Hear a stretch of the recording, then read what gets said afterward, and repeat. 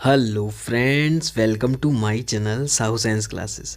तो फ्रेंड्स, आज की वीडियो क्लास 10th वालों के लिए बहुत ही ज़्यादा इम्पॉर्टेंट होने वाली है, क्योंकि आज की वीडियो में हम क्लास 10th साइंस का एक मोस्ट इम्पॉर्टेंट चैप्टर जीव जनन कैसे करते हैं के मोस्ट इम्पॉर्टेंट बहुविकल्पीय देखने वाले हैं, जो कि आपको एग्ज़ाम में देखने को ज़रूर मिलेंगे और ये बोर्ड में आए हुए भी हैं और बहुत ज़्यादा इम्पॉर्टेंट है।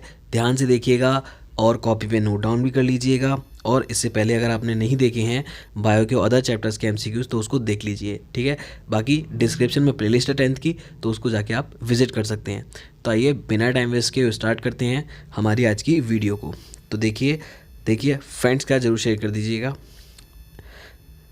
पहला क्वेश्चन है, निम्न में से कौन से पौधे में पुष्प एक लिंगी होते हैं? ऐसा कौन सा पौधा है कि इनमें से पुष्प एक लिंगी होते हैं? 2023 का ये क्वेश्चन है, ठीक है। तो जो पपीता होता है उसमें पुष्प जो होता है वो एक लिंगी होता है, ठीक है। नेक्स्ट है, मानव जनन तंत्र के किस भाग में कॉपर टी लगाई जाती है? किस भाग में कॉपर टी जो होती है वो लगाई जाती है? तो याद रखिएगा कि कॉपर टी जो होती है वो स्त्री के गर्भाशय यानी कि यूटेरस में लगाई जाती है। कॉपर टी जो होती है ना वो गर्भाशय में लगाई जाती है और 2023 में ये क्वेश्चन आया था और ये जनरली डेली लाइफ में भी आपको पता होना चाहिए, ठीक है। नेक्स्ट क्वेश्चन हम देखते हैं, प्रश्न नंबर 3 कि पुनरुद्भवन पाया जाता है। 2023 का क्वेश्चन है, तो पुनरुद्भवन से तो क्वेश्चन जरूर आता है, तो पुनरुद्भवन को अच्छे समझ लीजिएगा। मैंने पूरा जीव जनन कैसे करते हैं नोट्स के साथ में डाल रखा है, तो उसको जाके आप देख सकते हैं। तो देखिए, हाइड्रा तथा प्लेनेरिया क्या होता है? हाइड्रा तथा प्लेनेरिया जो है वो पुनरुद्भवन उसमें पाया जाता है। नेक्स्ट देखते हैं, पत्तियों द्वारा कायिक जनन होता है। तो पत्तियों द्वारा कायिक जनन किस में होता है? ब्रायोफिल्म में। किस में होता है? ब्रायोफिल्म में होता है और 2023 का ये इंपॉर्टेंट क्वेश्चन है। नेक्स्ट देखते हैं, शुक्राणुओं का निर्माण होता है। तो मनुष्य में शुक्राणुओं का निर्माण किस में होता है? वृषण में होता है। किस में होता है? वृषण में। नेक्स्ट है, पत्र प्रकलिकाएं पाई जाती हैं। तो पत्र प्रकलिकाएं किस में पाई जाती हैं? ये पाई जाती हैं ब्रायोफिल्म में। किस में? ब्रायोफिल्म में पाई जाती हैं और ये 2023 का क्वेश्चन था। अब आया 2022 का और ये देखिए 2017 में भी आ चुका है। मुकुलन द्वारा जनन पाया जाता है। तो मुकुलन द्वारा जनन किस में पाया जाता है? और क्वेश्चन है, निम्न में से कौन सा जंतु मुकुलन द्वारा अलैंगिक जनन करता है? तो जो हाइड्रा होता है ना वो मुकुलन द्वारा करता है। कैसा? हाइड्रा जो होता है वो मुकुलन द्वारा करता है, ठीक है। नेक्स्ट देखते हैं, निम्न में से कौन मादा जनन अंग तंत्र का भाग नहीं है? तो निम्न में से कौन मादा जनन तंत्र का भाग नहीं है? तो 2000 देखो, लगातार देखो, मतलब कंटिन्यूटी देख रहे हो आप लोग कि 2020 में भी आया, 22 में भी आया, 23 में भी आया। तो शुक्र वाहिनी जो है वो मादा जनन अंग का भाग नहीं है। मादा जनन अंग में अंडाशय होता है, गर्भाशय होता है, अंड वाहिनी होती है, लेकिन शुक्र वाहिनी नहीं होती है, वो मनुष्य में होती है। मनुष्य का मतलब कि वो नर में होती है, ठीक है। मैंने बहुत अच्छे से चैप्टर समझा रखा है A to Z नोट्स के साथ में, आप ज़रूर उसको देखिएगा, ठीक है। डिस्क्रिप्शन में साइंस का प्लेलिस्ट है, उसमें आपको मिल जाएगा।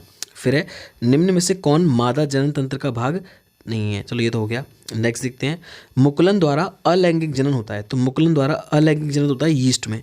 किस में होता है? यीस्ट में। देखो 2022 में भी पूछा गया है और 23 में भी पूछा गया है, ठीक है। इसके बाद देखते हैं, एक लिंगी नर पुष्प में नहीं पाया जाता है। तो एक लिंगी नर पुष्प में वर्तिकाग्र नहीं पाया जाता है। क्या नहीं पाया जाता? वर्तिकाग्र नहीं पाया जाता है। 2023 का क्वेश्चन है। फिर नेक्स्ट देखते हैं, पराग कण निर्मित होते हैं। देखो पराग कण है ना, बहुत ईजी है। किस में होते हैं? पराग कोश में। पराग है ना, पराग कोश में होते हैं। 2022 का क्वेश्चन है। नेक्स्ट देखते हैं 2022 का ये, मानव भ्रूण किसके पोषण प्राप्त करता है? तो मानव भ्रूण जो होता है वो प्लेसेंटा यानी कि अपरा के जो पोषण होता है वो प्राप्त करता है, ठीक है। नेक्स्ट है, आवर्तबीजी पौधे का नर जननांग है। तो आवर्तबीजी पौधे का होता है पुमंग। क्या होता है? पुमंग होता है नर जननांग। उसके बाद देखते हैं 14 क्वेश्चन, 2021 में भी आ चुका है और 22 में भी आ चुका है। निम्न में से कौन पराग कोश में पाया जाता है? तो पराग कोश में पराग कण पाया जाता है, ठीक है। वही पराग का कनेक्शन। फिर है, वर्तिकाग्र, वर्तिका और अंडाशय किसके भाग होते हैं? तो ये अंडप के भाग होते हैं। किसके होते हैं? अंडप के भाग होते हैं। नेक्स्ट है, निषेचन के पश्चात कौन फल में परिवर्तित होता है? तो अंडाशय जो होता है वो फल में परिवर्तित होता है। नेक्स्ट है, पराग नलिका में नर युग्मकों की संख्या होती है। तो पराग नलिका में नर युग्मकों की संख्या 2 होती है। कितनी होती है? 2 होती है। नेक्स्ट है, मानव में वृषण उदर गुहा से बाहर स्थित होते हैं। क्योंकि क्या होता है? इनका ताप जो होता है वो शरीर के आंतरिक ताप से कम रहता है, ठीक है। ऑप्शन ए इसका आंसर हो जाएगा। नेक्स्ट है, नर जनन अंग से संबंधित ग्रंथि है। तो नर जनन अंग से संबंधित ग्रंथि कौन सी होती है? प्रोस्टेट ग्रंथि होती है, ठीक है।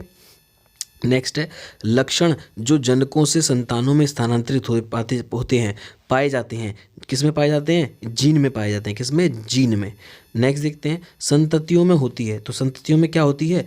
जनकों से समानताएं और विभिन्नताएं। जनकों से समानताएं और विभिन्नताएं। ठीक है। नेक्स्ट देखते हैं कौन सा अमीबा स्पायरोगाइरा तथा यीस्ट के जनन का सामान्य अभिलक्षण है। तो ये कौन सा जो है वो अमीबा स्पायरोगाइरा तथा यीस्ट के जनन का सामान्य अभिलक्षण है कि ये अलैंगिक रूप से जनन करते हैं। ये लैंगिक रूप से नहीं, ये अलैंगिक रूप से जनन करते हैं। मोस्ट इंपॉर्टेंट बात है। ठीक है। नेक्स्ट देखते हैं पुष्प के कितने भाग होते हैं। तो पुष्प के 4 भाग होते हैं। 2017 में आ चुका है, मोस्ट इंपॉर्टेंट है, नोट्स में करा रखा है मैंने। बीजाणु निर्माण द्वारा अलैंगिक जनन पाया जाता है। किसमें? मांस में। किसमें? मांस में पाया जाता है। फिर है म्यूकर में अलैंगिक जनन होता है। तो किसके द्वारा होता है? मुकुलन द्वारा। ठीक है। नेक्स्ट देखते हैं कायिक जनन किसके द्वारा संभव है। तो देखो जड़ों से संभव है ना, पत्तनों से है, पत्तियों से है। ठीक है। तो इन सभी से होता है। द्विनिषेचन पाया जाता है किसमें? आवर्त बीजियों में। किसमें पाया जाता है? आवर्त बीजियों में। नेक्स्ट है एड्स का क्या कारण है। तो एड्स का कारण है विषाणु। क्या है? विषाणु। फिर नेक्स्ट देखते हैं मादा जनन नली के किस भाग में सामान्यतः निषेचन होता है। तो क्या है? क्या नाम है? फैलोपियन नलिका, इसमें निषेचन होता है। नेक्स्ट है नलबंदी जन्म नियंत्रण की शल्य क्रिया विधि की जाती है। किसमें की जाती है? मादाओं में, है ना, स्त्रियों में, मादाओं में की जाती है। निम्न में से कौन सा यौन संचारित रोग है। तो देखो इसमें गेनेरिया भी होता है, सिफिलिस भी होता है, HIV भी, एड्स भी होता है। तो ये सभी होते हैं। ठीक है। क्या? ये सभी आपका आंसर हो जाएगा। नेक्स्ट है निम्न में से कौन सर्वाधिक प्रभावी जन्म नियंत्रण विधि है। तो बंध्याकरण जो है वो सर्वाधिक प्रभावी जन्म नियंत्रण की विधि है। और लास्ट क्वेश्चन हमारी वीडियो का, मानव नरों में यौवनारंभ किस आयु के मध्य प्राप्त होता है। तो 13 से 14 के बीच में यौवनारंभ स्टार्ट हो जाता है। ठीक है। तो ये थे हमारे मोस्ट इंपॉर्टेंट जीवों में जनन कैसे करते हैं, इसके मोस्ट इंपॉर्टेंट आपके MCQ। ठीक है।